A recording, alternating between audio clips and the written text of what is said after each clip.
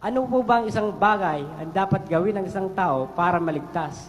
Kahit siya po ay, kahit anong reliyon pa ang kinakasaniban niya. Hindi pwede natin sabihin sa Diyos yun. Diyos, iligtas mo ako kahit saan ako nandun. Ang sa Diyos po, sumusunod sa Diyos. Sabi ni Kristo sa 12:26 ng Juan, pakinggan nyo. Kung ang sino mang tao'y naglilingkod sa akin, ay sumunod sa akin. At kung saan ako naroroon, ay doon naman doroon ang lingkod ko. Ang pagsunod kay Kristo, kahit saan siya pumunta, doon ka rin. Hindi pwedeng kahit saan ka.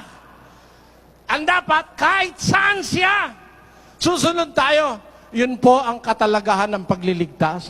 Kung gusto mong iligtas ka ni Kristo bilang tagapagligtas, kahit saan siya, susunod ka. Tanungin natin ang Biblia, asan po ba si Kristo? Saan siyang relihiyon? Saan siyang samahan? Sa Hebreo 10:21. At yamang may isang dakilang saserdote na pangulo sa bahay ng Diyos. Y teniendo un gran sacerdote sobre la casa de Dios.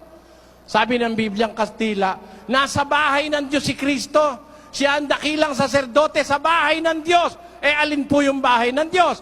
1 Timoteo 3:15, pakinggan nyo. Ngunit kung ako'y magluwat ng mahabang panahon, ay upang maalaman mo kung paano ang dapat sa mga tao na ugaliin nila sa bahay ng Diyos. Alin po yung bahay ng Diyos? Na siyang iglesia ng Diyos. Ayon, ang iglesia po ng Diyos.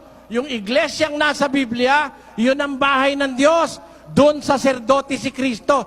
Yung iglesia ng Diyos na sinasabi ng Biblia, yung mga Kristiyanong Ebreo at Hintil nung unang siglo. 2,000 years ago.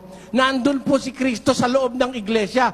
Kaya kung gusto mong maging dapat sa Diyos, papasok ka sa iglesia pag nakarinig ka ng aral. Ngayon, yung hindi nakarinig, hindi naman sila inuobliga. Yung mga namatay sa bundok, yung mga ermitanyo, bahala na ang Diyos sa kanila. Hindi natin sinasabing hindi sila maliligtas.